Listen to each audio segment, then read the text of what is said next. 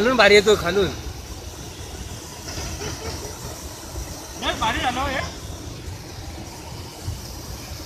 हा व्हिडिओ करतो.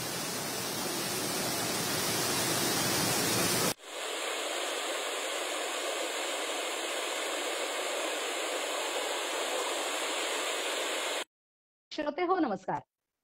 कॅम्पस कट्टाच्या आजच्या या वैचारिक व्यासपीठाच्या विषयावर आजच्या या ऑनलाईन विचार व्यासपीठामध्ये आपण आज विचार ऐकणार आहोत. जलसंवर्धनात युवकांची जबाबदारी या विषयावरचे श्री किशोरदादा शितोळे यांचे विचार. श्रोते हो, असं म्हणतात की तुम्ही विचार पेरता आणि कृती उगवते, आणि जेव्हा तुम्ही कृती पेरता तेव्हा सवय उगवते. या सगळ्यांची सुरुवात होते ती विचारांनी. अशा या वैचारिक चळवळींचं अधिष्ठान मनापासून स्वीकारलेल्या कॅम्पस कट्टाचे संपादक डॉक्टर सुनील सिंह राजपूत यांच्या या कट्ट्यावर आजपर्यंत एकूण 92 जणांनी संवाद साधलाय आणि आपले विचार मांडलेत. या वैचारिक व्यासपीठाला डॉक्टर बाबासाहेब आंबेडकर मराठवाडा विद्यापीठाचे जनसंपर्क अधिकारी डॉक्टर शिंदे सरांसारखे उत्तम मार्गदर्शक मिळाले आहेत. आणि म्हणून आज या वैचारिक चळवळीच्या व्यासपीठावरून आपण लाईव्ह विचार ऐकणार आहोत श्री किशोरदादा शितोळे यांचे. त्यांचा मी या ठिकाणी परिचय करून देते. खरं तर असं म्हणतात की एखाद्या व्यक्तिमत्वाचे अनेक पैलू आपल्याला तेव्हाच उलगडतात जेव्हा आपल्याला त्या व्यक्तीपेक्षा त्याची भूमिका, त्यांचं कार्य हे समजतं. आणि म्हणून त्यांच्या विविध भूमिकांची माहिती करून देणं मला या प्रसंगी अधिक संयुक्तिक वाटतं. बघा हा, डॉक्टर किशोरजी शितोळे डॉक्टर बाबासाहेब आंबेडकर मराठवाडा विद्यापीठाच्या व्यवस्थापन परिषदेचे राज्यपाल नियुक्त सदस्य आहेत. मराठवाड्यातच नाही तर संपूर्ण महाराष्ट्रभर ज्यांचं कार्यक्षेत्र आहे अशा देवगिरी नागरी सहकारी बँकेचे ते विद्यमान अध्यक्ष आहेत. व्यवसायानं ते सिव्हिल इंजिनियर आणि उद्योजक आहेत. जलदूत या सामाजिक सेवाभावी संस्थेचे अध्यक्ष असून या संस्थेच्या माध्यमातून जलसंवर्धन क्षेत्रात ते काम करतायत. खर तर जल म्हणजे जीवन. बघा असं म्हणतात, जीवन हा एक संग्राम आहे, जीवन हा एक यज्ञ आहे. जीवन म्हणजे सागर आहे, पण जखमांशिवाय संग्राम असत नाही, ज्वालांशिवाय यज्ञ होत नाही आणि लाटांशिवाय सागर असत नाही. मात्र तरी देखील ही सगळं हसत मुखानं स्वीकारणाऱ्या व्यक्तीलाच जीवनाचा खरा अर्थ कळतो. ज्यांना हा अर्थ कळलाय त्यांच्या व्यक्तींच्या हातून समाजोपयोगी अत्यंत महत्वाची कार्य घडली आहेत. म्हणजे किशोरदादांच्या जलदूत या कार्याविषयी ओळख करून देण्यापूर्वी मी हे तुम्हाला आवर्जून सांगतेय. आणि म्हणूनच या वैचारिक व्यासपीठावरून आज आपल्याला सगळ्यांना ते लाईव्ह ऐकायला मिळणार आहेत. त्यांच्या थोडक्यात परिचय मी या ठिकाणी तुम्हाला करून देते. जलसंधारण या विषयात पैठण तालुक्यात शेतकऱ्यांना एकत्र करून लोक वर्गणी करून बिडकींच्या पुढे नांदलगाव, ताहेरपूर, कौडगाव, धूपखेडा या 4 गावांमधून जाणाऱ्या येणाऱ्या नदीचं त्यांनी पुनरुज्जीवन केलं. 6 किलोमीटर नदीपात्रात 21 दिवसात 5 बंधारे बांधण्याचं विक्रमी कार्य त्यांच्या हातून घडलंय. याशिवाय बिडकीन, गिधाडा, फुलंब्री, मिटमिटा या गावांमध्ये लोकसहभागाच्या माध्यमातून जलसंवर्धनाची भरपूर कामं झाली आहेत आणि अजूनही सुरू आहेत. औरंगाबाद शहर परिसरातील महाविद्यालयीन युवक युवतींना सोबत घेऊन ऐतिहासिक बारवांचं दर रविवारी श्रमदान करून पुनरुज्जीवन करण्याचं काम अद्यापही सुरू आहे. सध्या सातारा परिसरातील पुण्यश्लोक अहिल्याबाई होळकर यांनी बांधलेल्या ऐतिहासिक बारवांचं काम सुरू आहे. तसेच मुकुंदवाडी, टीव्ही सेंटर अशा ह्या भागांमध्ये देखील बारवांचं काम त्यांनी पूर्ण केलंय. ते उत्तम व्याख्याते तर आहेतच. जलसंवर्धन या विषयावर अनेक व्याख्यानं ते देत असतात. त्याचबरोबर एक उत्तम लेखक आहेत. सोशल मीडिया तर त्यांचा मिश्किल पण संदेशपूर्ण लेखनातही ते खूप लोकप्रिय आहेत. म्हणजे मला ना नेहमी आश्चर्य वाटतं की जेव्हा जेव्हा शितोळे सरांबद्दल असं पेपरमध्ये वगैरे येतं आणि सगळ्या बातम्यात ह्याच्यामध्ये युवकांचा खूप मोठ्या प्रमाणामध्ये सहभाग दिसतो. हा असं कसं असेल बरं? तर खरं तर सांगायचं झालं तर त्यांची जी मी मगाशी तुम्हाला जसं म्हणलं की भूमिका महत्वाची असते व्यक्तीची, आणि हे जेव्हा कळलं तेव्हा असं लक्षात आलं त्यांची जी धडपड आहे, कुठलीही धडपड नेहमी उद्दिष्टानुगामी असली पाहिजे, त्याला काहीतरी हेतू असला पाहिजे, तिला काहीतरी कार्यपद्धती असलं पाहिजे, आणि सगळ्यात महत्वाचं म्हणजे तिचं कुणालाही मूल्यमापन करता आलं पाहिजे. आणि तिसरा आणि सगळ्यात महत्वाचा गुण म्हणजे ती ह्या धडपडीमध्ये अनुकरणीयता असली पाहिजे. मला वाटतं शितोळे सरांनी, शितोळे दादांनी हे जे कार्य सुरू केलंय हे कुठेतरी अनुकरण प्रिय प्रत्येकाला वाटावं म्हणूनच स्वेच्छेने एवढी लोक याच्यात सहभागी झाली आहेत. महत्वाचं म्हणजे याच्यामध्ये युवकांचा सहभाग असण्याचं सगळ्यात महत्वाचं कारण हे असावं, आणि म्हणूनच युवकांना विधायक कामांना जोडून सामाजिक प्रवाहाशी जोडण्याचं सगळ्यात महत्वाचं कार्य ते करीत असतात. केंद्र शासनाच्या गौताळा ऑट्रम घाट अभयारण्य आणि जायकवाडी इन्फोसेन्सिटिव्ह झोन रक्षा समितीचे देखील ते सदस्य आहेत. जिल्हा जलयुक्त शिवार समितीच्या औरंगाबादच्या या समितीवर ते जलतज्ञ म्हणून कार्यरत आहेत. अतिशय बारकाईनं निरीक्षण करण्याची पद्धत आणि सगळ्यात महत्वाचं म्हणजे प्रत्येकाचे विचार ऐकून घेण्याची त्यांची असलेली धडपड, खरं म्हणजे ह्या त्यांच्या उत्कृष्ट कार्याचं, ह्या आतापर्यंतच्या त्यांनी केलेल्या कार्याची ही एक उत्तम पोचपावती आहे असंच म्हणावं लागेल. कॅम्पस कट्टाच्या ह्या वैचारिक व्यासपीठांवर आज कला, साहित्य, संगीत, क्रीडा अशा अनेक क्षेत्रांमधनं प्रावीण्य मिळवलेल्या विविध विचारवंतांचे विचार आपण ऐकलेत. आणि म्हणून आज आत्मनिर्भर भारत ह्या आपल्या माननीय पंतप्रधानांनी योजलेल्या या संकल्पनेमध्ये सगळ्यात महत्वाची भूमिका असणारा घटक आहे युवक.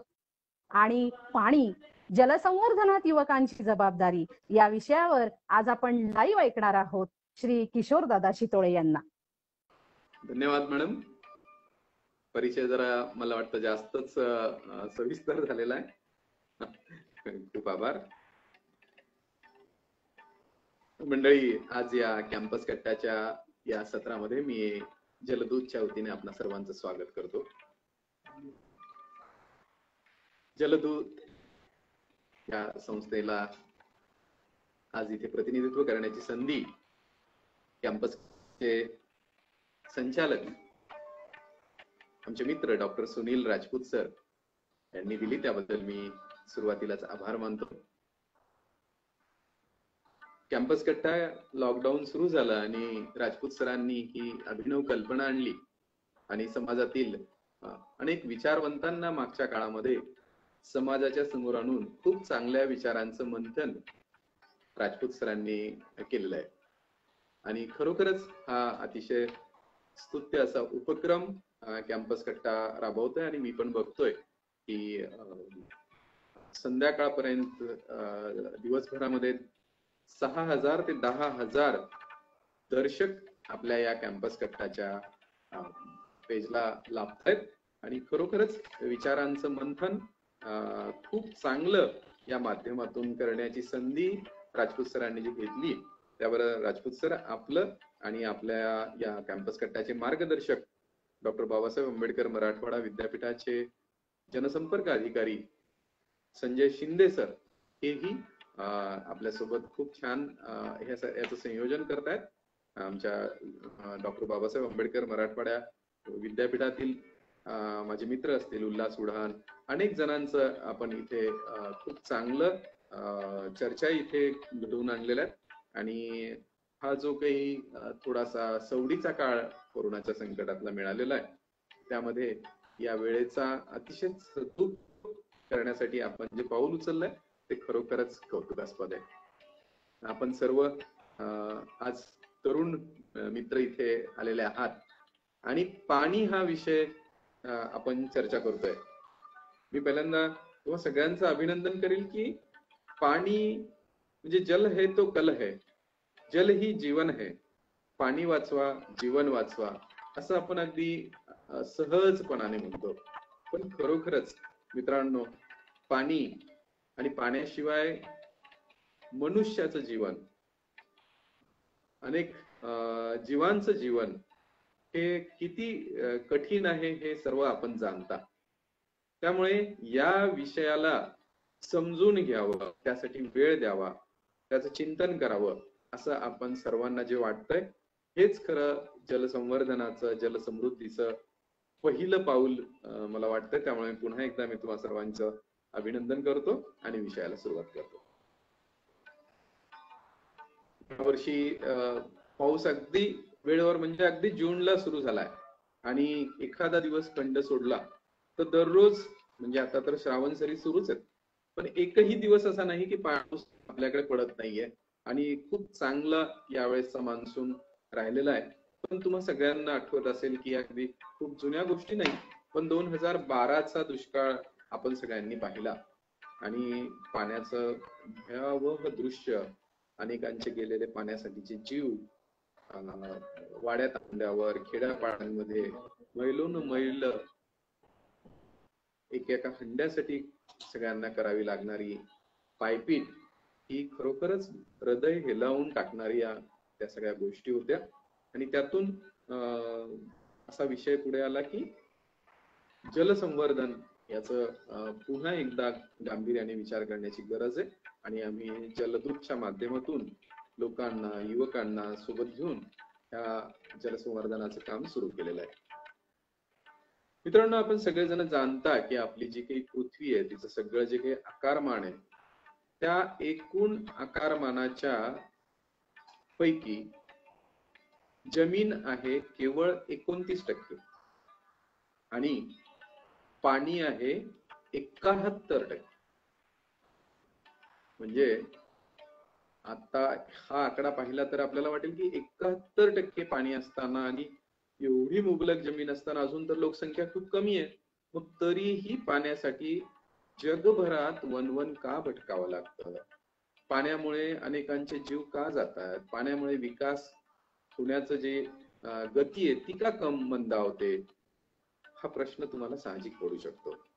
पण या 71% पाण्यापैकी 97% पाणी हे खारं पाणी किंवा समुद्राचं पाणी आहे, ज्याचा आपल्याला मानवी जीवनाला पिण्यासाठी वगैरे उपयोग नाहीये. आणि केवळ 3% पाणी पिण्यायोग्य आहे. आता त्या 3% पाणी पण पूर्ण पिण्यासाठी आपल्याला उपलब्ध आहे का? तर हेही सत्य नाहीये. 3% पाण्यापैकी 69% पाणी बर्फ किंवा ग्लेशियर, हिमालय इकडे त्या बर्फाच्या स्वरूपामध्ये आहे, जे लगेच प्यायला उपलब्ध नसतं. दुसरं आहे त्या 3% पैकी 30% पाणी जे जमिनीच्या पोटात, म्हणजे विहिरी, बोरवेल याच्यामधून जे आपण उपसतो, तर ते काही आजचं पाणी नाहीये, ते अनेक 400-500-1000 वर्षांपूर्वीचं जमिनीच्या पोटातला पाण्याचा जो साठा आहे, तर त्या जमिनीला आपण छिद्र पाडून ते पाणी उपसण्याचं काम आपण करत असतो. तर ते 30% पाणी. आणि केवळ 1% पाणी जमिनीवर, म्हणजे तलाव, नद्या, ओढे, म्हणजे पावसाचं जे पाणी जमिनीवर पडतं आणि जमिनीवर जे दिसतं ते पाणी आपल्याला उपलब्ध आहे. कल्पना करा, या 1% पाण्यामध्ये आपल्याला आपली सगळी लोकसंख्या, आपलं सगळं पाण्याचा वापर हे सगळं चालवायचं आहे. आणि त्यामुळे याचं नियोजन करण्याकरता आपल्याला सगळ्यांना जागरूक झालं पाहिजे. पाऊस कमी पडतो का? तर अजिबात कमी नाही पडत. आपण जे इस्रायलचं शेतीचं कौतुक करतो किंवा इस्रायलला शेती बघायला जातात, त्यांच्याकडे पाणी आहे 120 ते 150 mm, म्हणजे 4 महिने की जो काही पाऊस आपल्याकडे पडतो तो त्यांच्याकडे तो फक्त 150 mm चं पाणी पडतं. आणि त्या 150 mm च्या पाण्यामध्ये त्यांनी जगाला पर्यटनासाठी बोलवावी किंवा उत्पन्न किती जास्त करू शकतो हे दाखवण्यासारखी मॉडेल शेती इस्रायल सारख्या 150 mm पाण्यामध्ये त्या मंडळींनी केलेली आहे. आता त्या 150 mm च्या विरुद्ध आपल्या भारतामध्ये पाऊस किती पडतो किंवा आपल्या औरंगाबाद शहरात किती पडतो? तर साधारण 600 mm, 500, 600, 700 mm पाऊस हा आपल्या भारतामध्ये पडतो. म्हणजे आपल्याला 404 पट त्यांच्या पाऊस जास्त पडत असतानाही आपल्याकडे पाण्याचं दुर्भिक्ष का? तर खरोखरच गमतीदार प्रश्न आहे. पण यामागे जलसाक्षरता ही जी असायला हवी ती खरोखरच आपल्याकडे खूप कमी प्रमाणात आहे. ती वाढवण्याची गरज आहे. जलसाक्षर समाजाला करण्याची खूप गरज आहे.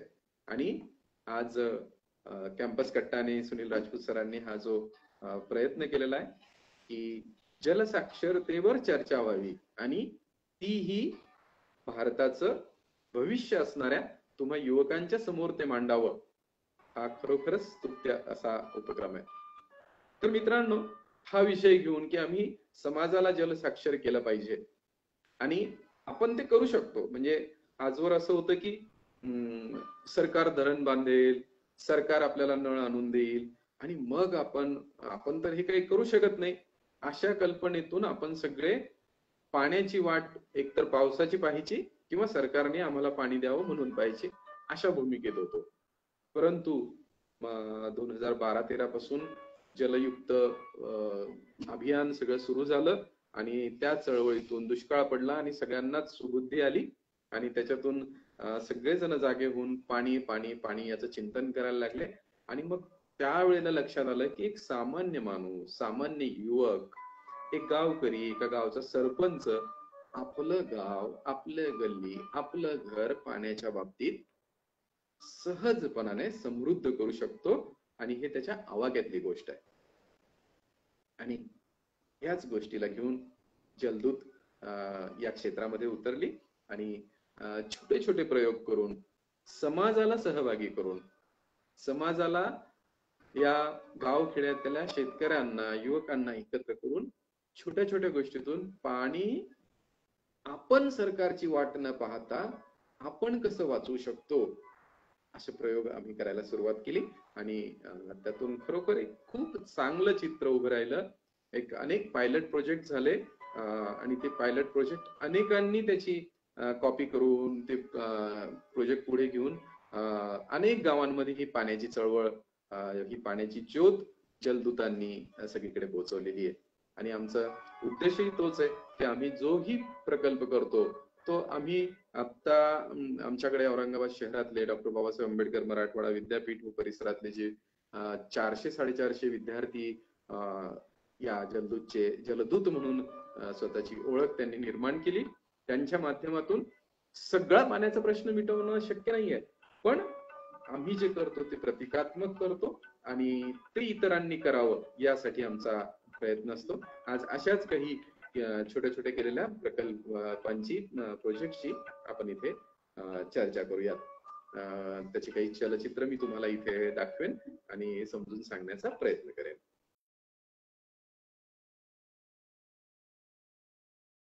मित्रांनो, यातला पहिला प्रयोग म्हणजे पाणी वाचवण्यासाठी तुम्ही, तुमची कॉलनी, गावकरी मिळून एक छोटा प्रयोग करू शकता. तो म्हणजे वॉटर रिचार्ज पिट, म्हणजे शोष खड्डा.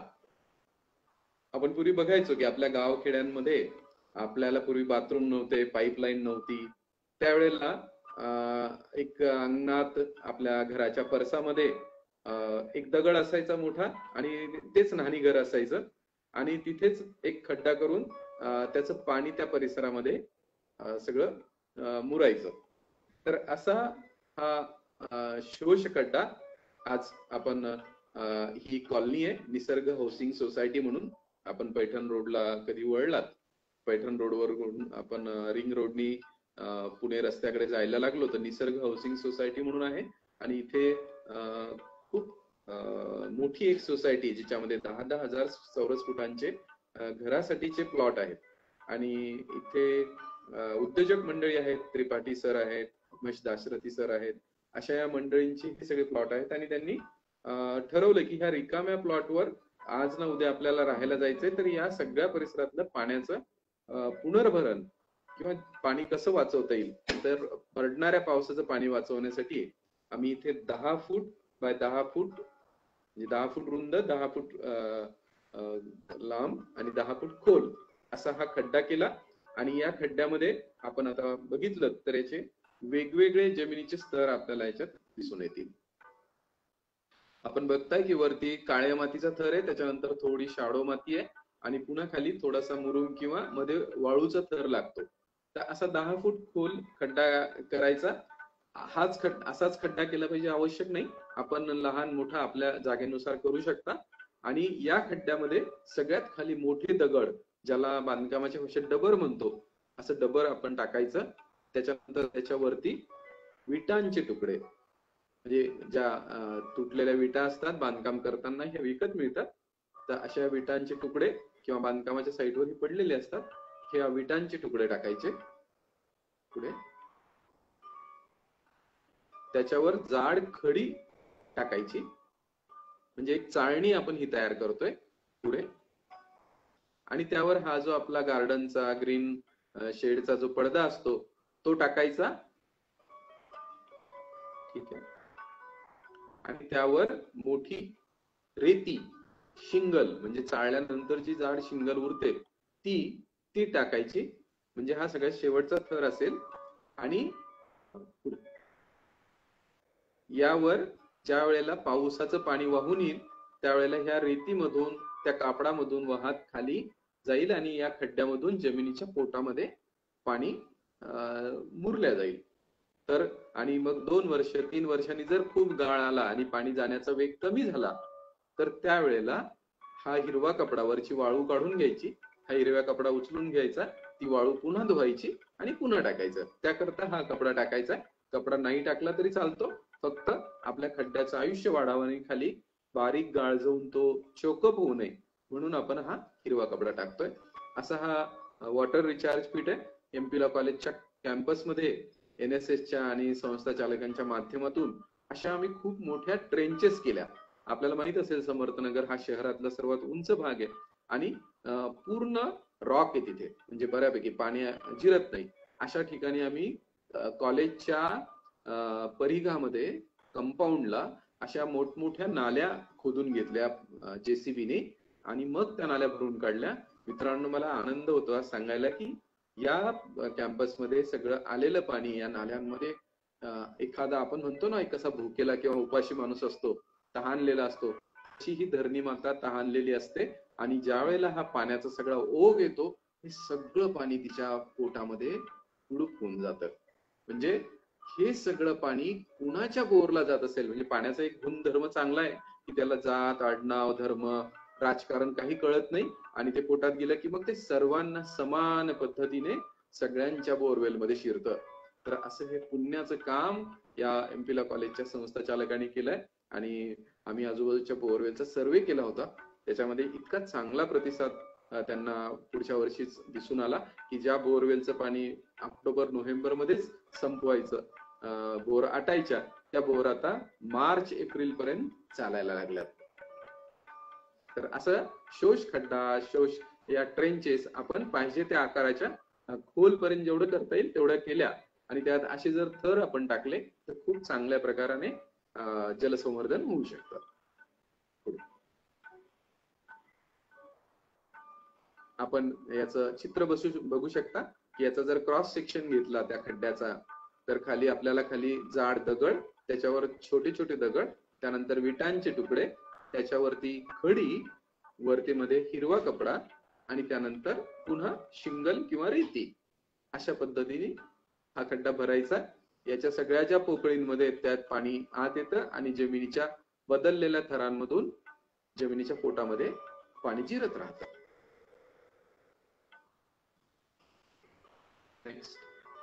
माननीय भापकर सर सुद्धा श्रमदान करायला या कार्यक्रमाला होते आणि सगळ्या युवक युवतींनी, तुमच्यासारख्या मुलांनी तिथे येऊन ह्या सगळ्या खड्ड्यांमध्ये विटांचे तुकडे, खडी टाकण्याचं श्रमदानाचं काम अतिशय उत्साहात केलं आणि त्यानंतर जो पाण्याचा रिझल्ट आला मित्रांनो, त्या खरोखर त्या विद्यार्थ्यांच्या चेहऱ्यावरचं समाधान पाहण्यासारखं होतं.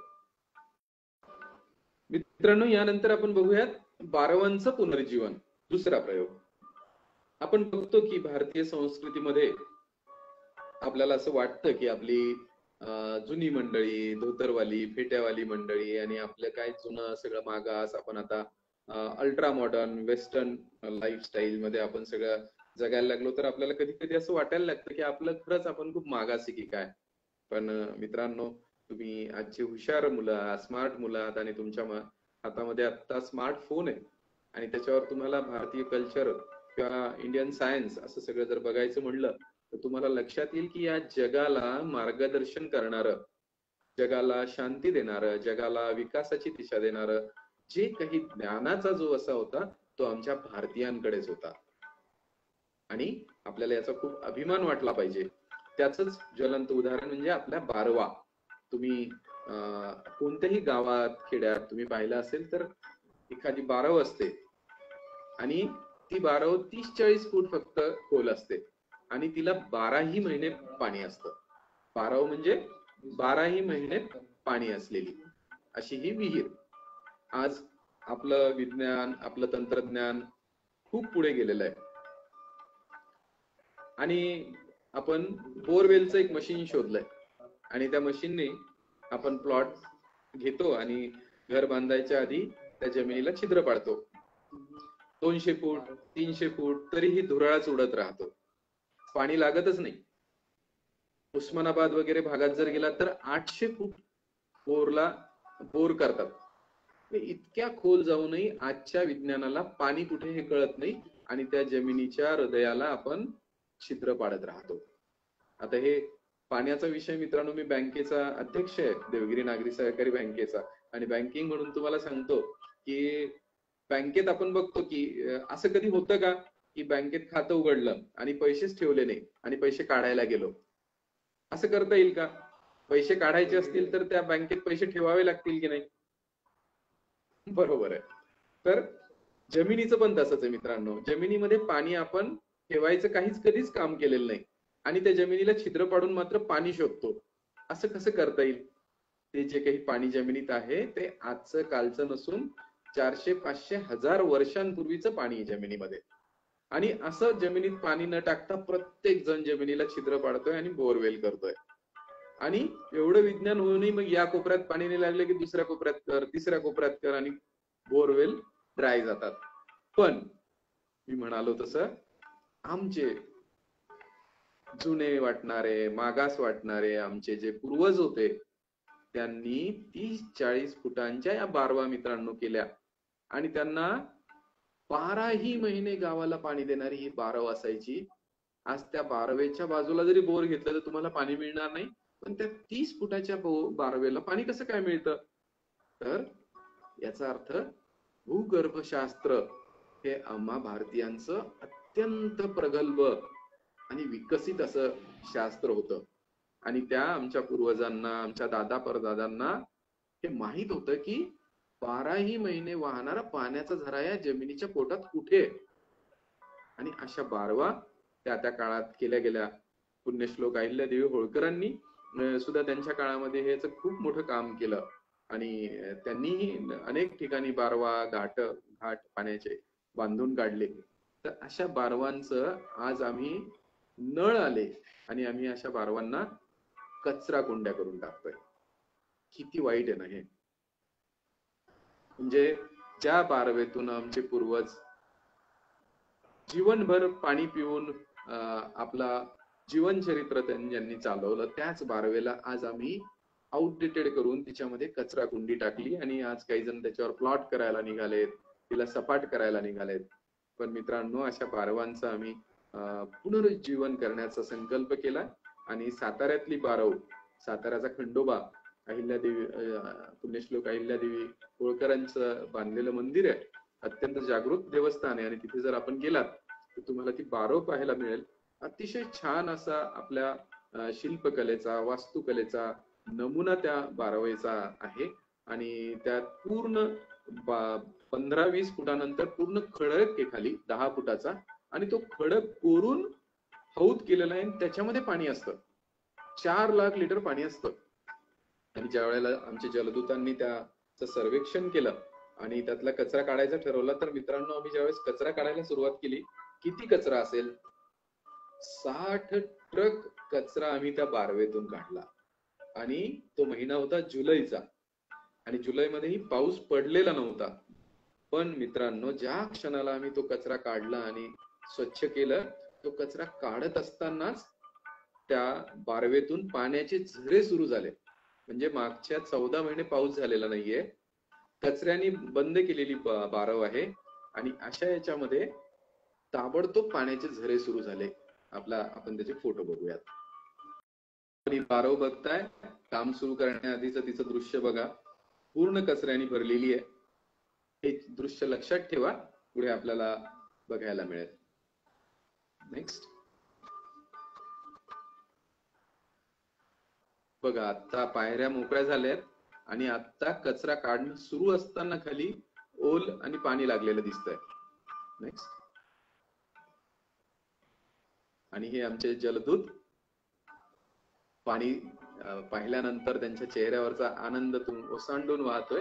आपण बघताय की जो मुलं बाजूला उभी आहेत त्यांच्या उंचीचा हा एक संघ दगड आहे, एक संघ, चिरे नाहीयेत. आणि त्याच्यामध्ये हा जे 10 फूट उंचीचा हा दगड खोदलाय, त्याचा चौकोनी हौद तयार झालाय आणि पुन्हा त्याच्यामध्ये नरसाळ्यासारखा तो पाणी ज्याच्यात आहे ते नरसाळ्यासारखे आहे. म्हणजे वरतून बैलांची पाण्याची जी मोठ असायची ती मोठ जर याच्यात गेली तर त्या मोठेतून ह्या कुंडामध्ये जाऊन ती मोठ भरून यायची, अशी ही केलेली रचना या बारवेची आहे. अतिशय सुंदर बघण्यासारखं ठिकाण आहे. पुढे हे पूर्ण फोटो आपण बिफोर आणि आफ्टर मध्ये तुमच्या लक्षात येईल. दोन्हीकडून खाली उतरायला पायऱ्या, तो पूर्ण जिथून पायऱ्या सुरू होत आहेत तो पूर्ण एकसंघ दगड आहे मित्रांनो. आणि अशा या दगडातून पाणी येण्याचं जो काही एक छोटासा इथे मी तुम्हाला ते दाखवतोय, माझा जो कर्सर आहे तर तो जिथे आलाय तिथे एक छोटासा पाईप आतमध्ये कुठेतरी जमिनीत गेल्यासारखा दिसतो. म्हणजे तिथून पाणी येण्याची काहीतरी यंत्रणा त्या काळी ही झालेली असेल. नेक्स्ट. आणि ही अशाच प्रकारची दुसरी वानखेडे नगरची बारव आहे. सगळी मुलं, तुमच्यासारखी मुलं सकाळी 6:45 वाजता एकत्र येतात, त्यांच्यात 10 जणांचा एक टीम लीडर अशी ही रचना असते. आणि 6:45 ला सगळे आपापल्या वाहनाने तिथे पोहोचतात आणि आपापलं सगळं साहित्य, सेफ्टी म्हणजे सुरक्षेच्या दृष्टीने पण सेफ्टी बेल्ट असतील, हेल्मेट असतील, ह्या सगळ्याची रचना, दोरी असेल, हे सगळं घेऊन कामाला सुरुवात होते. 2 गट केले जातात आणि अतिशय उत्साहामध्ये मग आमच्या गटाचा कचरा जास्त की तुमच्या गटाचा जास्त, एक गट बाजूला देशभक्तीपर गाणे म्हणत असतो. आणि अशा या अतिशय सामाजिक बांधिलकीच्या कामाला प्रेरित होऊन ज्यावेळेस ही उद्याची पिढी मित्रांनो काम करत असते तर ती एक मोठा संस्कार या प्रकल्पातून या सगळ्या युवकांवर होत असतो. उद्याची ही मंडळी कुठल्या तरी कंपनीची सीईओ, कुठल्या तरी कंपनीचे मालक होणार आहेत, कुठेतरी कोणत्या तरी जिल्ह्याचे जिल्हाधिकारी होणार आहेत. आणि आज या वयामध्ये कुठेतरी दौलताबादला, मॉलला फिरायला जाण्याच्या किंवा सकाळी झोपण्याच्या वेळेला 6:45 वाजता उठून अशा सामाजिक प्रकल्पांना ही मंडळी येतात. तर पुढे काय सांगावं मित्रांनो, की हीच मंडळी आपला देश घडवणार आहेत, राष्ट्र घडवणार आहेत. नेक्स्ट. ह्या बारवेचं सुरुवातीचं स्वरूप आणि नंतर जलदूतांची मेहनत. नेक्स्ट. तुम्ही बघताय की ही मुकुंदवाडी स्मशानभूमीच्या बाजूची बारव आहे. 80 फूट खोल आहे मित्रांनो, 80 फूट खोल. आणि पाणी आहे तिच्यामध्ये आणि ही घसरटी सगळी बाजू झालेली आहे आणि अतिशय धोकादायक परिस्थितीतलं हे काम होतं. पण वरती हे जे खाली उतरले त्यांच्या कमरेला दोर बांधलेले आहेत, वरती दोघांनी 2 बाजूला दोर धरलेले आहेत, डोक्यात हेल्मेट आहे, म्हणजे कुणीही घसरला तर पाण्यात डायरेक्ट जाऊ शकतो. अशा या स्थितीमध्ये या सगळ्या जलदूतांनी किती सुंदर काम केलंय पुढे आपल्याला दिसेल. बघताय आपण की त्या बारवेत उतरायची ही पायऱ्यांची मोठी बोळ आहे आणि ती भरलेली, नंतर काम केलेलं आणि नंतर झालेली स्वच्छता अतिशय मोडकळीला आलेली होती. झाडी झुडपांनी पूर्ण वेढलेली होती. झाडं तोडणंही अतिशय जिकरीचं काम होतं, पण जलदूतांनी अतिशय कौशल्यपूर्ण आणि काळजी घेऊन करायचं काम असतं हे, आणि खूप छान करतात ही सगळी माझी मित्र. नेक्स्ट. ही विद्यापीठातली गंगा बारव, खूप मोठी बारव आहे. विद्यापीठामध्ये अशा 47 विहिरी आणि बारवा आहेत आणि अनेक म्हणजे पाणी 3 लाख 5 लाखाचं पाणी विकत घ्यावं लागतं. पण जलदूतने एक MOU साईन केला विद्यापीठासोबत, डॉक्टर बाबासाहेब आंबेडकर मराठवाडा विद्यापीठासोबत हा MOU केला आणि पाण्याचं काम करायचं ठरवलं आणि त्यातला हा पहिला गंगा बारवेचा प्रकल्प आहे. खूप सुंदर बारवे बघण्यासारखी. आपल्या मुलांना नक्की घेऊन जा आणि भेट द्या या बारवेला. पण पुढे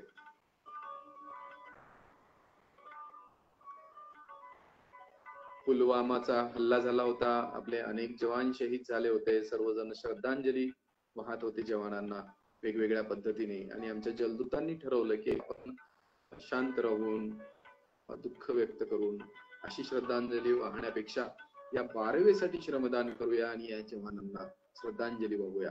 मित्रांनो, राष्ट्रभक्तीपर गाण्यांच्या सोबतीने त्या जवानांचं स्मरण करीत, त्यांच्या हुतात्म्याचं स्मरण करीत, त्या बलिदानाची आठवण करीत या सगळ्या जलदूतांनी या बारवेचं केलेला कायापालट आपण बघू शकता. खूप मोठी बारव आहे. भर उन्हाळ्यामध्ये सुद्धा तिच्यामध्ये पाणी होतं आणि आता तर झरे मोकळे, त्यामुळे आता या पायऱ्या पूर्ण पाण्यामध्ये अखंड बुडालेल्या आहेत. आज जर तुम्ही जाऊन पाहिलं तर ही बारव पूर्ण भरलेली आहे. आणि अशा प्रकाराने काम झाल्यानंतर सर्व जलदूतांनी आपल्या भारत भूसाठी लढणाऱ्या, प्राणपणाला लावणाऱ्या, हुतात्मा झालेल्या, बलिदान दिलेल्या या पुलवामाच्या जवानांना अशा प्रकाराने श्रद्धांजली वाहिली. त्याच प्रकारचा दुसरा प्रकल्प, आपण जर औरंगाबादवरून निघालात पैठणला जायला तर बिडकींच्या पुढे कौडगाव लागतं आणि मोठं नदीचं पात्र आहे आणि या नदीचं एलगंगा नावाची नदी आहे आणि 6 गावांमध्ये जाऊन आपल्या पैठणच्या नाथसागराला जाऊन मिळते. 30 फुटाचा नाला झाला होता, तिच्यामध्ये वेड्यावाकड्या बाभळी झाडांनी पूर्ण नदी व्यापली होती. पूर यायचा, पाणी निघून जायचं आणि शेतकरी मात्र बाजूला कोरडाच असायचा. टँकर गावोनगावी टँकर सुरू असायचे. जलदूतांनी या नदीचं सर्वेक्षण केलं आणि लक्षात आलं की वर्षानुवर्ष वाहून येणारा गाळ, हा गाळ नदीच्या पात्रात जाऊन प्लास्टिक सारखा सगळ्या छिद्रांना, ज्याच्यामधून पाणी खाली जिरतं, अशा सगळ्या पोरस कॅव्हिटीजना बंद करतो. तर हे प्लास्टिकचं आवरण हा गाळ काढला पाहिजे. आणि गाळ काढण्यासाठी या सगळ्या गावातल्या युवकांना एकत्र केलं, त्यांच्या वेगवेगळ्या टोळ्या केल्या, वेगवेगळी कामं वाटून दिली आणि मित्रांनो 5 दिवसांमध्ये या सगळ्या युवकांनी, गावकऱ्यांनी, मायमाऊलींनी श्रमदान करून 5 बंधारे फक्त केलेली आहेत आणि लोकसहभागातून केलेली आहेत. आपण बघू शकता. तर हा सगळा भरलेला बंधारा 300 फूट नदी रुंद केली आणि 1.5 किलोमीटर पाणी हे मागे साठलेलं आहे आणि आता आजूबाजूच्या सगळ्या विहिरींना 7 फुटावर पाण्याची पातळी मित्रांनो वाढलेली आहे.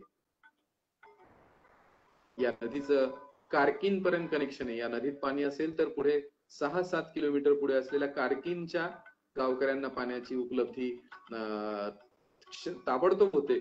असा हा सगळा जमिनीचा आतला जो पोटातला स्तर आहे तो असा एक इंटरकनेक्टेड आहे आणि याचा खूप 5 गावांना, नांदलगाव, ताहेरपूर, कौडगाव, धूपखेडा, साईबाबांचं तीर्थक्षेत्र असलेलं धूपखेडा, या गावांना याचा फायदा झाला.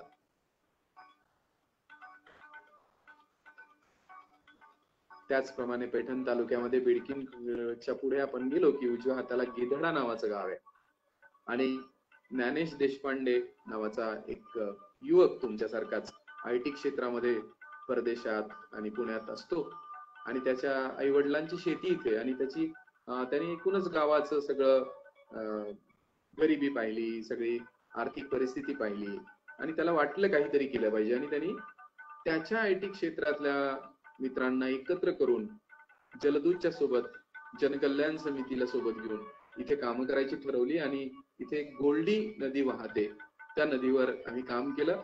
भल्या पहाटे 6:30 वाजता ही सगळी जलदूत आपापल्या गाड्यांनी तिथे पोहोचले आणि 3 बंधारे आम्ही वेगवेगळ्या पद्धतीचे साखळी बंधारे इथे केले. हा गॅबियन पद्धतीचा बंधारा आहे. आपण बघताय की मोकळे दगड एका साखळीमध्ये अतिशय व्यवस्थित 2 टीम तयार करून हा बंधारा 2 तासांमध्ये 15 ट्रॅक्टर टपर असा रचून अतिशय कुशल पद्धतीने या सगळ्या युवकांनी केलाय. बाजूला किनाऱ्यावर तुम्हाला सांगायला गंमत वाटेल की एकीकडे तबला, पेटी, ढोलकवर राष्ट्रभक्तीपर गाणे होत होते. 2 टीम इथे काम करत होत्या आणि एकीकडे एक टीम पिठलं आणि भाकरी वावरामध्ये चुलीवर बनवत होती. अतिशय वेगळा अनोखा असा हा सगळा अनुभव या जलदूतांनी गावकऱ्यांना दिला आणि खूप सुंदर काम त्या दिवशी केलेलं आहे. काम केल्यानंतर ही गरम गरम चुलीवरची भाकरी आणि झुणका याची चव मित्रांनो कधी तुम्ही जलदूतच्या सोबत काम करायला आलात तर नक्कीच तुम्हालाही मिळेल. आणि हा विजयोत्सव बंधारा झालेला आहे आणि ही जलदूत मंडळी हा आनंद साजरा करतायत. अशी वेगवेगळी बंधाऱ्यांची कामं ग्रामीण भागामध्ये गावकऱ्यांना शेतकऱ्यांना घेऊन आपण केली. त्यानंतर जलदूतने विचार केला की मोठा बंधारा खर्चिक बंधारा बांधणं शक्य नसतं आणि मग छोटा शेतकरी असतो, त्याची मोसंबीची, चिकूची, संत्र्याची बाग असते, पण त्याला हा बंधारा बांधणं परवडणारं नसतं. मग त्याच्यासाठी फेरो सिमेंट टेक्नॉलॉजीचा एक बंधारा आम्ही बांधण्याचं ठरवलं. मी स्वतः सिव्हिल इंजिनियर आहे. मी फार याच्यातलं पण आता तांत्रिक गोष्टी सांगणार नाही, पण सिमेंटचा बंधारा म्हणलं की एक मोठी भिंत, त्याला लागणारे लाखो रुपये असं सगळं असतं आणि मग ते होत नाही. तर काय करता येईल, तर फेरो सिमेंटचं तंत्रज्ञान आपण जर गुगलवर गेलात तर आपल्याला लक्षात येईल की फेरो सिमेंट म्हणजे एक लोखंडाची जाळी आणि तिच्यावर सिमेंटचं प्लास्टर असं करून कमीत कमी जाडीचा अतिशय वजनाने कमी पण मजबूत असलेलं असं हे स्ट्रक्चर बनवण्याचं तंत्रज्ञान आहे. आणि ते तंत्रज्ञान वापरून आम्ही या गिधडा गावामध्ये दुसरा फेरो सिमेंट तंत्राचा बंधारा आम्ही बनवला. तोच तसाच बंधारा आम्ही डॉक्टर बाबासाहेब आंबेडकर मराठवाडा विद्यापीठाच्या प्रशासकीय इमारती समोरच्या नाल्यावर पण बनवला मागच्या जुलैमध्ये. त्याचे आपण काही चित्र बघूयात. फेरो सिमेंट तंत्रज्ञानाचा हा बंधारा जमिनीमध्ये थोडासा कठीण भाग लागस्तोपर्यंत जमिनीत एक चर खोदायचा, त्याच्यामधून गज ज्याला सळया लोखंडाचे बार असे उभे करायचे दूर दूर अंतरावर. हे नॉमिनल स्टील असतं इंजिनिअरिंगच्या भाषेमध्ये. आणि अशी ह्या पायामधून कॉन्क्रीट मधून बार वर काढली की त्याची जाळी तयार करायची. त्याला मुर्गा जाळी किंवा चिकन मेश ज्याला आपण म्हणतो तशी जाळी लावायची आणि त्याला प्लास्टर करायचं. असा अतिशय सोपा सुटसुटीत आणि गावातला मिस्त्रीही करू शकतो असं हे तंत्रज्ञान आहे. आपण बघताय की अतिशय म्हणजे 2 ते 2.5 इंच जाडी, म्हणजे हे आता नाईलाजाने प्लास्टर करताना एवढी होते पण एवढी जाडी अपेक्षित नसते. तर या जाडीनी हे अर्धवर्तुळ केलेले आहेत. अर्धवर्तुळ म्हणजे वर्तुळाच्या मागचा भाग म्हणजे पाणी येणारा. तर असं आपल्या हाताची कडी केली किंवा असा अर्धवर्तुळाकार भाग केला तर मागून जे काही पाण्याचा दाब येतो तो दाब सहन करण्यासाठी असे आकार इंजिनिअरिंग मध्ये वापरले जातात.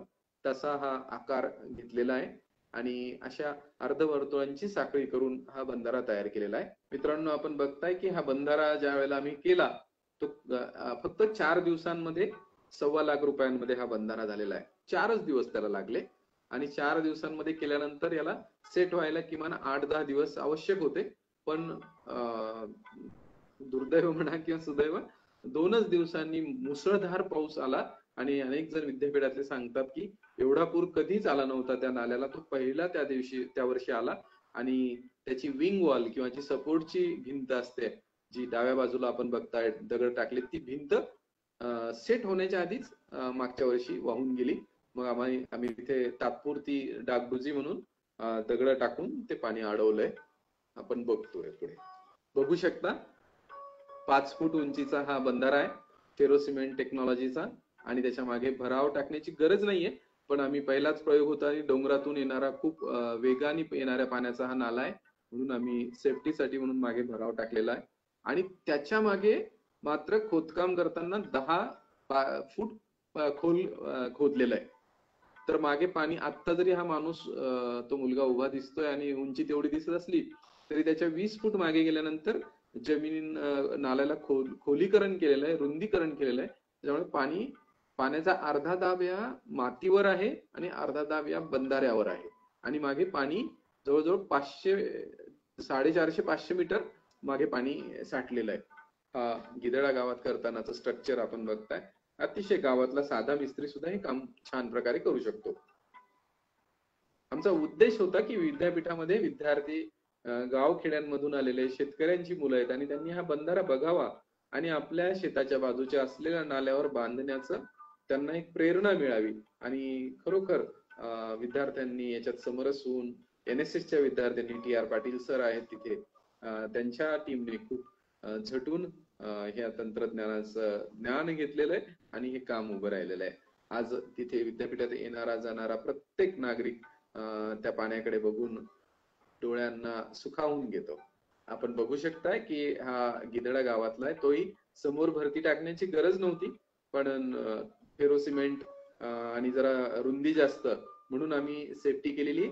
आता पुढच्या बंधाऱ्यांमध्ये आम्ही हे ठेवत नाही आणि खूप सहज पद्धतीने असे एका मागे एक 4 बंधारे ह्या गिधडा गावामध्ये 2-2.5 किलोमीटर पाण्याचं प्रवाह आपण सगळीकडे थांबवलेला आहे. त्याच गिधडामध्ये मागे आपण दगडाचा बंधारा पाहिला, पुढे फेरो सिमेंटचा बंधारा पाहिला आणि त्यानंतर आता हा सिमेंटचा बंधारा आहे. आणि हा सिमेंटचा बंधारा गावात खेड्यात काम करायचंय, पैशांची कमतरता असते, शेतकऱ्याकडे अडचण नसते आणि लोकसहभागातून दानशूर व्यक्तींच्या मदतीने आपण हे काम उभं करत असतो. असंच काम करताना हा एक बंधारा आम्ही केला आणि इथे जरा खोली जास्त होती म्हणून सिमेंटचा बंधारा करणं आवश्यक होतं. पण हा बंधारा करताना सिमेंटला पैसे नाही आहेत म्हणून आम्ही सिव्हिल इंजिनिअरिंगचं ज्ञान त्यात चांगलं वापरायचं ठरवलं. आणि या कॉन्क्रीटच्या बंधाऱ्यात आपण बघतो की कुठेही पेपरला बातमी येते की कॉन्क्रीटमध्ये दगड भरली म्हणून. तर तो सरकारी कामांमध्ये कॉन्क्रीटमध्ये दगड भरणं हा भ्रष्टाचार असतो. पण आपण ज्यावेळेस लोकसहभागातून करतो तर खरोखर निधीच्या कमतरतेमुळे आपल्याला एक नवीन टेक्नॉलॉजी शोधावी लागली आणि आम्ही ह्याच्यामध्ये दगड भरली. तेही भरायला कुणाच्या हातून, तर औरंगाबाद जिल्ह्याचे माननीय जिल्हाधिकारी नवल कुमार किशोर जे सर जिल्हाधिकारी होते, राम नवल, त्यांच्या हातून आम्ही हा बंधाऱ्यामध्ये दगड टाकली. पण ती दगड टाकताना तंत्रज्ञान होतं की 2 दगडांच्या मध्ये कॉन्क्रीट आलं पाहिजे. असं दगड आधी टाकून घ्यायचे आणि मग कॉन्क्रीट टाकायचं. असं केल्यामुळे कॉन्क्रीटचा भाग कमी लागला आणि खूप चांगल्या पद्धतीने मजबूत असा हा सिमेंटचा बंधारा तयार झालाय. आपण बघू शकता दगड टाकतोय आणि हा बंधारा, मजबूत असा बंधारा गोल्डी नदीवर तयार झालेला आहे. हा बिडकीन शहरात, आपण जर औरंगाबाद कडून निघालात तर बिडकीन शहरात प्रवेश करताना डाव्या बाजूला हनुमानाचं मंदिर आहे आणि तिथे पुलावर उभं राहिलात तर तुम्हाला हा बंधारा दिसेल. गावकऱ्यांनी अक्षरशः जुलै महिन्यामध्ये, आम्ही पाऊस पडलेला नव्हता त्या काळात, गावामध्ये लोकवर्गणी करून 2.25 लाख रुपये एका वर्गणीत जमा केले. आणि तिथले सरपंच होते, त्यांनी पण खूप धडपड करून गावकऱ्यांनी एकत्र येऊन आम्ही 12 लाख रुपयामध्ये हा खूप मोठा बंधारा लोकसहभागातून अक्षरशः करू शकलो. आणि करोडो लिटर पाणी इथे साठलंय. या बंधाऱ्याच्या बाजूला गावाला पाणी पुरवठा करणारी विहीर आहे आणि तिच्यात पाणीच नसायचं. आता गेल्या 4 वर्षापासून त्या गावाला त्या विहिरीतून पाण्याचा पुरवठा होतो. हा तो बिडकीनचा बंधारा किती मजबूत झालेला आहे. सगळे त्याच्यामध्ये दगड भरलेले आहेत मित्रांनो. हे दृश्य काम केल्यानंतर आपला थकवा घालवणार असं हे दृश्य असतं.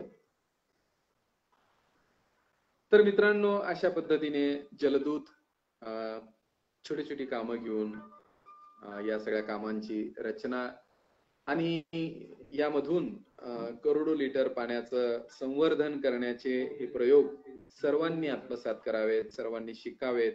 म्हणून या जलदूत NGO ची आमची स्थापना झालेली आहे आणि त्याचा उद्देश आमचा खूप चांगल्या प्रकारे साकार होतोय. अशी अनेक कामं प्रत्येकाने करण्याची गरज आहे मित्रांनो. आणि ती आपल्यासारखे युवक, आपण म्हणाल की हे सगळं कसं शक्य होतं. तर मित्रांनो, ज्या वेळेला मनामध्ये इच्छा असते, आपला काहीही स्वार्थ नसतो, अशा क्षणाला आपण त्या गावात जाऊन ज्या वेळेला उभं राहतो, त्यावेळेला गावामधली गावकरी खरोखर आपल्यावर विश्वास टाकतात आणि त्यांना त्यांच्या खिशात हात घालायला लावून, दानशूर मंडळींना जोडून, आपल्या समाजामध्ये, भारतीय संस्कृतीमध्ये दान धर्माला खूप महत्व आहे आणि आजही खूप दानशूर मंडळी या समाजामध्ये असं काही कार्य करण्यासाठी तयार असतात. फक्त आपलं कार्य असतं की आपण त्या गरजू शेतकऱ्याची आणि या दानशूर व्यक्तीची भेट घडवून आणायची.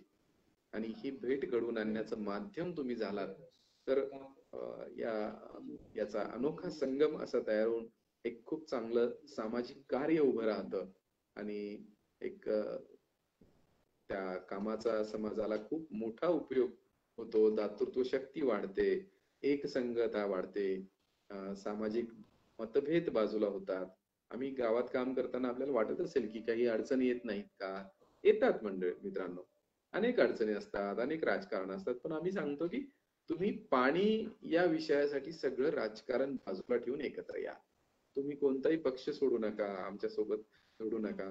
तुम्ही जलदूत म्हणून, आता आमच्या सोबत काम करणारे विद्यार्थी जे आहेत ते अनेक विविध विचारांच्या पक्षांशी, राजकारणाशी असे जोडलेले आहेत आणि त्यांच्या वेगळ्या वेगळ्या विचारधारा आहेत, पण ते सगळे ज्या वेळेला एकत्र येतात त्यावेळेला ते जलदूत म्हणून एकत्र येतात. पानी रे पानी तेरा रंग कैसा, जिसमें मिले बने उस जैसा. अशा प्रकाराने हे सगळे जलदूत त्या जलदूत म्हणून येताना आपले पक्ष, आपले राजकीय विचारधारा ही सगळी बाजूला ठेवतात आणि एक सामाजिक कामासाठी एकत्र येतात. आणि नाही म्हणलं तरी त्या गावामध्ये एक मैत्रीचं, एकोप्याचं असं वातावरण सुरू होतं. आता दुसरा शेवटचा एक प्रयोग जो मला सांगायचा राहिलाय तो आहे बोरवेल रिचार्जिंग. आता आपण बघतो की आपण सगळे जण बोरवेलवर अवलंबून आहोत. अजून आपल्याकडे पाणी बऱ्याच ठिकाणी नळ आलेले नाहीयेत. खरं म्हणजे आपण सुरुवातीला मी म्हणालो तसं आपण विकास केला, आपला विकास झाला, आपण विज्ञान आणि भौतिक सुख मिळवण्यासाठी नवनवीन शोध लावले आणि आपल्याला एकेकाळी पाणी प्रति मानसी 5 ते 6 हजार लिटर पाणी उपलब्ध होतं आणि आज पाऊस तेवढाच पडतोय पण 1,500 लिटर पाणी आपल्याला उपलब्ध राहिलेलं आहे प्रति मानसी. हे खूप भयानक आहे. त्याचं कारण आपण जे आपल्या सुखासाठी जे म्हणतो ते जे शोध लावले, त्याच्यात एक शोध लावला पाण्याच्या मोटरीचा, पंपाचा, विहिरीवरचा पाण्याचा पंप. पूर्वी आपण कुणाला आठवत असेल तर बैलांची मोट असायची आणि त्या मोठेतून तो शेतकरी गाणं म्हणायचा, त्या मोठेचा आवाज यायचा आणि त्या नादावर, त्या गाण्याच्या तालावर ती बैल चालायची आणि पाण्याची एक ती मोठ भरलेली पाणी यायचं. तिच्यातून मर्यादित पाण्यावर मर्यादित पण कसदार शेती व्हायची आणि कसदार असं आरोग्य आपल्याला लाभायचं. पण लोकसंख्या वाढली, आपण सुखाच्या मागे विज्ञानाने प्रगती केली म्हणालो आणि मोटर लावली. ज्या क्षणाला मोटर लावली मित्रांनो, त्या क्षणाला विहिरीतील पाण्याचा साठा इतका आपण प्रचंड उपसायला लागलो की हीच विज्ञानाची प्रगती मारक ठरायला लागली. मोटर शोधायला नको होती का? तर शोधायला पाहिजे. पंप लावायला पाहिजे की नाही? तर लावायला पाहिजे. पण त्या उपसा करण्याच्या पाण्याचं जे आपल्याला विवेक, तो पाणी वापरण्याचा विवेक आपल्याला जो पाहिजे होता तो माणसाने हरवून टाकला आणि अमर्याद गोष्टी आपण करायला लागलो. आपल्याकडे ऊसासाठीचं पाणी उपलब्ध नाहीये. ऊस आपल्याकडे लावायला आपला पाऊस पुरेसा नाहीये, पण आपण पैसा मिळवण्यासाठी, आपला विकास साधण्यासाठी, ज्याला विकास म्हणायचा की खोटा विकास, असा विकास साधायसाठी आपण ऊसाची शेती करायला लागलो आणि पाणी उपसायला लागलो. माझ्या बाजूला विहीर आहे किंवा माझ्या बाजूला नदी आहे तर मीच ऊसाची शेती करेन, माझ्या पलीकडच्याला मात्र पाणी मिळणार नाही. तर असं नैसर्गिक जो संपत्ती आहे, नैसर्गिक वसुंधरेने दिलेली जी साधनं आहेत त्याच्यावर माझ्या एकट्याचा वाटा नसून त्या सगळ्या वाट्यावर सगळ्यांचा समान हक्क आहे आणि मी त्या माझ्या सतसत विवेक बुद्धीला स्मरून मी या पाण्याचा वापर केला पाहिजे हे मी विसरायला लागलो. एकीकडे आपण विज्ञानाने प्रगत झालो, पण शिक्षित झालो, पण आपण सुशिक्षित नाही झालो. आपण शिकलो खूप, पण पाणी संपणार आहे, पाणी कमी आहे हे आपण विसरून गेलो. आणि या सगळ्या विकासामध्ये आपण पाणी खूप जास्त उपसायला लागलो. शेवटचा प्रयोग दाखवतो आणि मग मी थांबतो. आपण बघतो की आपल्या घरामध्ये बोरवेल असते आणि या बोरवेलला रिचार्ज करणं ज्याला म्हणतात, त्याच्या ज्या काही पद्धती आहेत त्या अनेक वेळा आपण खूप कठीण पद्धती करतो किंवा आपल्याला वाटतं हे खूप मोठं अवघड रॉकेट सायन्स आहे की काय. असं नाहीये. खूप सहज सोपं असं हे तंत्रज्ञान आहे. आम्ही आपल्या औरंगाबाद शहरातील प्लंबिंग असोसिएशन आहे, भोसले साहेब, फरकाडे साहेब, जावेद भाई असे सगळे त्याचे जे पदाधिकारी आहेत, अशा 150 प्लंबरना घेऊन आम्ही बोरवेल रिचार्जचं काम आपल्या शहरात राबवतो. ते कसं करायचं मी तुम्हाला दाखवतो. आपण बघतो की गच्चीहून जे पाण्याचे पाईप आपले येतात त्या पाईपला एकत्र करायचं आणि त्या पाईपला आपल्या बोरवेल पर्यंत घेऊन जायचं आणि बोरवेलला जमिनीपासून पुन्हा उंचावर एक एल पाईप करून बोरमध्ये त्या गच्चीचं पाणी सोडायचं. असा प्रकार असतो. त्याच्यामध्ये फक्त ज्यावेळेस आपण पाईप वरतून घेऊन येतो त्यावेळेला पावसाळा सुरू होताना गच्चीवर धूळ असते, माती असते, पक्ष्यांची विष्ठा असते. ती पहिल्या पावसाची घ्यायची नाही, म्हणून त्यासाठी फ्लश पाईप किंवा एक सरळ पाईप सोडलेला असतो आणि त्याला वॉल बसवलेला. आपण इथे बघताय की काळा वॉल आहे. तो वॉल चालू ठेवला आणि पहिलं पाणी खाली जाऊ दिलं तर गच्ची धुवून निघते आणि नंतरच्या पावसात आपण हा वॉल बंद करून ठेवला की बाजूला एल केलेल्या पाईप मधून पाणी आपल्या बोरवेल मध्ये जातं. अनेक जण त्याला फिल्टर लावायचा, फिल्टर करण्याचा प्रयत्न करतात. तर हे फिल्टर लावलेलं आहे. आम्ही सांगतो की हे फिल्टर लावण्याची पण गरज नसते, कारण याच्यामध्ये आपण जसं त्या शोष खड्ड्यामध्ये जाड खडी, बारीक खडी, वाळू असं वेगवेगळे थर भरावे लागतात आणि 1-2 वर्षांनी याच्यामध्ये वरची माती धूळ येऊन ते चोकअप होतं आणि सामान्य माणसाला आपल्याला तो प्लंबर मिळत नाही, हे आपण काढत नाही आणि मग पाणी जायला पाण्याचा वेग कमी होतो. तर त्यामुळे हे फिल्टर लावण्याची गरज नाही. आपण फ्लश वॉल लावावा. फ्लश सोडला म्हणजे आता 4 दिवस माझ्याकडे पाऊस नाही आलेला, असं वाटतंय की धूळ आहे गच्चीवर, तर पाऊस सुरू झाला की थोडा वेळ तो फ्लश वॉल चालू करायचा, वरती गच्चीचं गढूळ पाणी जे ते निघून जाईल. फ्लश वॉल बंद केला की पुढचं स्वच्छ पाणी बोरवेल मध्ये जाईल. नेक्स्ट. तर अशा पद्धतीने मित्रांनो या बोरवेलचं पण आपण पुनर्भरण करू शकतो आणि पडणाऱ्या प्रत्येक थेंब जो आहे, पावसाचा पडणारा प्रत्येक थेंब पाण्यामध्ये जमिनीमध्ये जर आपण जिरवला, जमिनीमध्ये मुरवला तर आपण खूप चांगल्या प्रकाराने पाण्याची बचत करू शकतो. अगदी घरामध्ये सुद्धा आपण गृहिणी म्हणून विचार करताना आपल्या माता भगिनी भाजी धुण्यासाठी खूप पाणी वापरतात, तांदूळ धुण्यासाठी खूप पाणी वापरतात. तर त्यासाठी वेगळी बकेट ठेवली, ते पाणी जमा केले आणि ते पाणी बगीच्याला वापरलं. पूर्वी बघितलं तर आपल्या पाण्याची बचत करू शकतो. दुसरं, आपण आपली भारतीय संस्कृती जर बघितली तर पूर्वी आपल्या घरामध्ये कुणी आलं तर आपण आल्यानंतर त्याला तांब्या आणि फुलपात्र द्यायचो पाणी प्यायला. त्याचं कारण काय होतं की त्यांनी आधी शांतपणे बसावं, बसल्यानंतर पाणी, आता जसं आपण ग्लासनी घेऊन खूप गटागटा पाणी पितो तसं न पिता छोट्या फुलपात्रामध्ये पाहिजे तेवढंच पाणी घेऊन आपण पाणी पित राहावं आणि पाण्याची बचत आपण करू शकतो. अन्यथा आपण बघतो की मोठ्या कॉन्फरन्सेस असतात तिथे आता बिस्लरीची बाटली भरून ठेवतात आणि 1-2 घोट बैठकीला बसणारे, मीटिंगला बसणारे पितात, ती बॉटल सोडून देतात, कारण ती बॉटल घेऊन जाण्यामध्ये थोडासा स्टेटसचा प्रश्न असतो. पण मित्रांनो, खरंच ज्याच्यावर आमचं जीवन अवलंबून आहे तिथे हे स्टेटस दाखवण्याची गरज आहे का? मी मीटिंगला गेलोय आणि बॉटल मधलं पाणी उरलं तर ती बॉटल मला घेऊन जाण्यामध्ये कमीपणा कसंच वाटायला नको. तर असा हॉटेलमध्ये आपण जातो तिथेही आपण, म्हणजे आमच्या काळात तर माझ्या बालपणी आपण कधी पाण्याची बाटली 20 रुपयाला घ्यावी लागेल हा विचारही केला नव्हता. पण आता सहज 20 ते 25 रुपयाची पाण्याची बाटली घेतो आणि हॉटेलमधून ती बाटलीतलं पाणी उरलं असेल तर घेऊन जाताना आपल्याला जरा बघावं लागतं, नाही कोणी बघत तर नाही ना.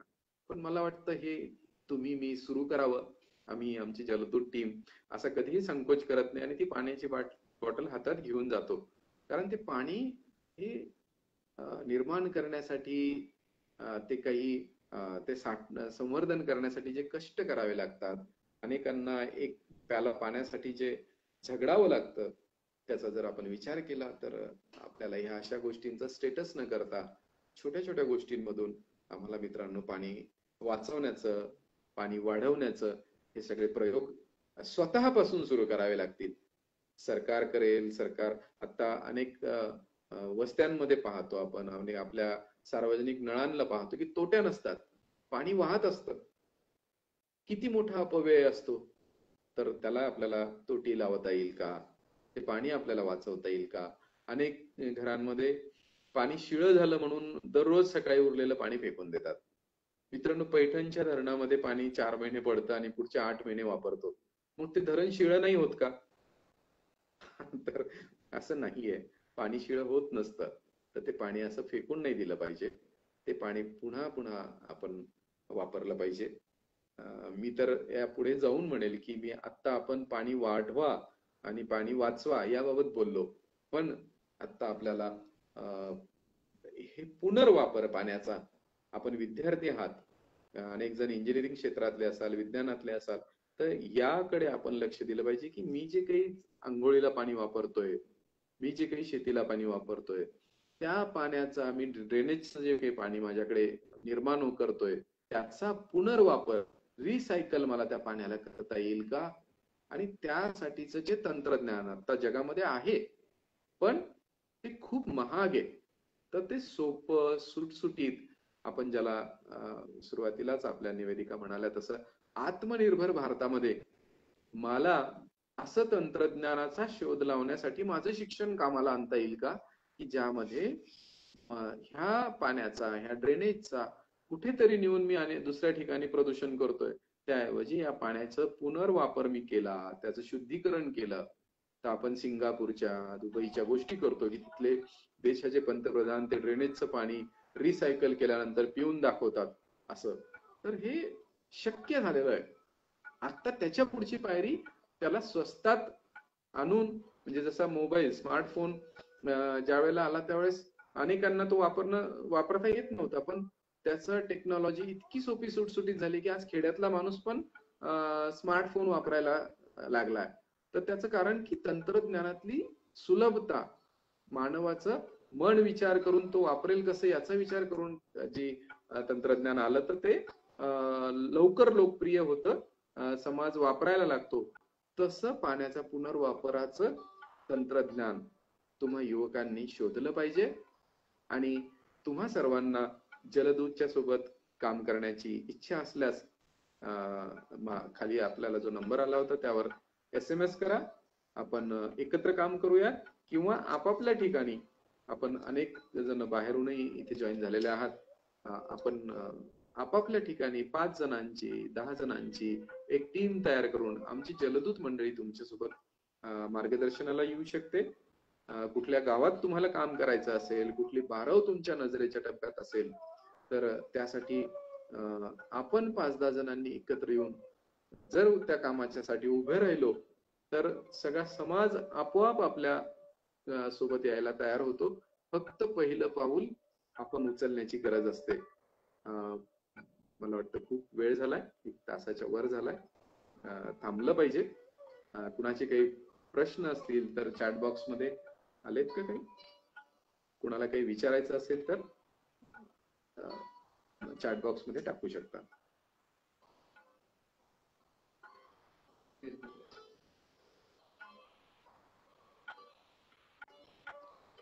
एक प्रश्न आहे, पायऱ्यांच्या किंवा बारवेच्या भिंतीच्या मागील रचना म्हणजे ठासून भरलेला मुरुम किंवा फिल्टर मीडिया असे काही पाहायला मिळाले का?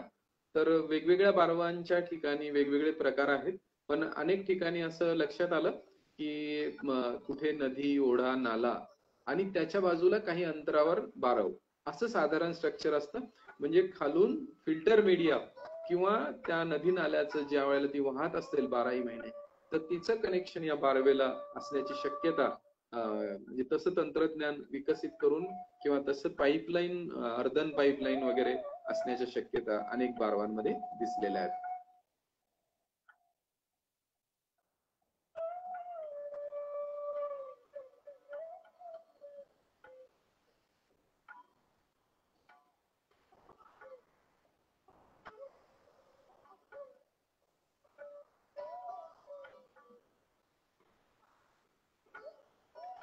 तर मित्रांनो, खूप छान, मनाला समाधान देणारं असं हे आयुष्यभर करण्यासारखं काम आहे. कधीच संपणारं काम नाही. वाढत जाणारी लोकसंख्या आणि आपल्या मानवाच्या विकासासाठी लागणारं पाणी याचं प्रमाण व्यस्तच राहणार आहे. त्यामुळे तुम्ही जर हा पाणी विषय घेतला तर तुम्हाला स्वतःला खूप आत्मिक समाधान मिळेल आणि एक समाजाची सेवा करण्याची चांगलं माध्यम या पाणी या विषयामध्ये आयुष्यभर पुरेल असं हे काम आहे. आपण सगळ्यांनी या कामामध्ये स्वतःला झोकून द्यावं आणि जलदूत व्हावं अशी मी आपण सगळ्यांना विनंती करेन. आज या कॅम्पस कट्टामध्ये डॉक्टर सुनील राजपूत सरांनी मला बोलवलं आणि आमच्या जलदूतांनी केलेल्या प्रयोगांचं सादरीकरण मला इथे करता आलं, तुमच्याशी संवाद साधता आला. खूप छान वाटलं. मी आपले खूप आभारी आहे आणि असा कुठलाही पाण्याच्या विषयातला प्रयोग काम कुठेही करायचं काही असेल तर जलदूतची अवश्य आठवण करा. जलदूत नावाचं फेसबुक पेज आहे, त्यावर आपण जॉईन व्हा. माझा फोन नंबर आहे 9822099881. या नंबरवर SMS करा. आधी फोन करण्याच्या ऐवजी आपलं नाव आणि आपला मनातली काय इच्छा आहे ते कळवा. नंबर पुन्हा एकदा सांगतो, 9822099881 आणि फेसबुक पेज आहे जलदूत.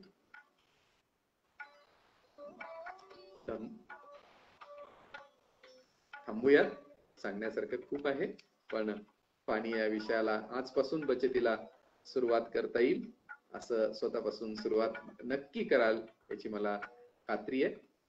धन्यवाद.